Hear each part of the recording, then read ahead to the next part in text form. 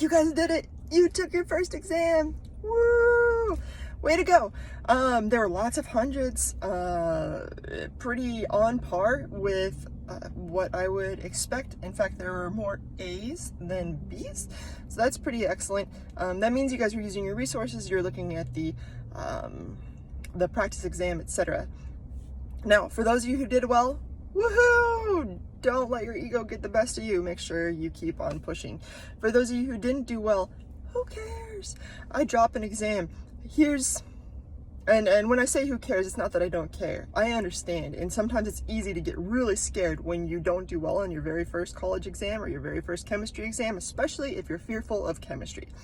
So let me remind you of my first semester GPA. It was a 1.7. And now I'm teaching you, suckers.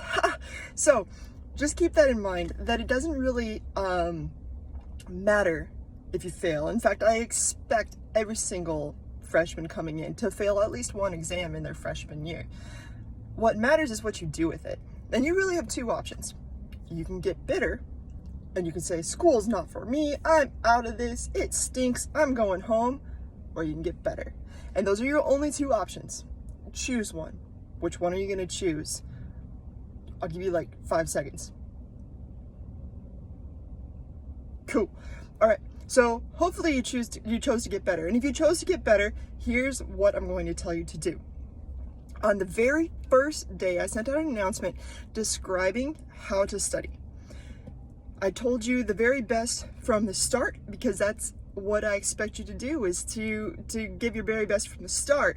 And I've had a lot of people email me asking me, hey, what are some study tips? What should I do? I'm nervous. Or lots of people asking me questions about what to do. Well, I give you all that information both in the syllabus and in the first notification I sent out. So I would go back through and check that. And here's essentially a summary of this. The most important thing that you can do when you are studying is to test yourself.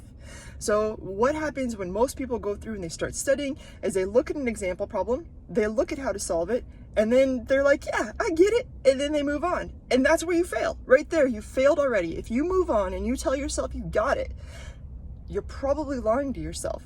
Prove it to yourself. Close your book, turn your computer monitor off, whatever it's going to be, put it away, and test yourself. Did you really understand it? Can you write the question that you just looked at word for word?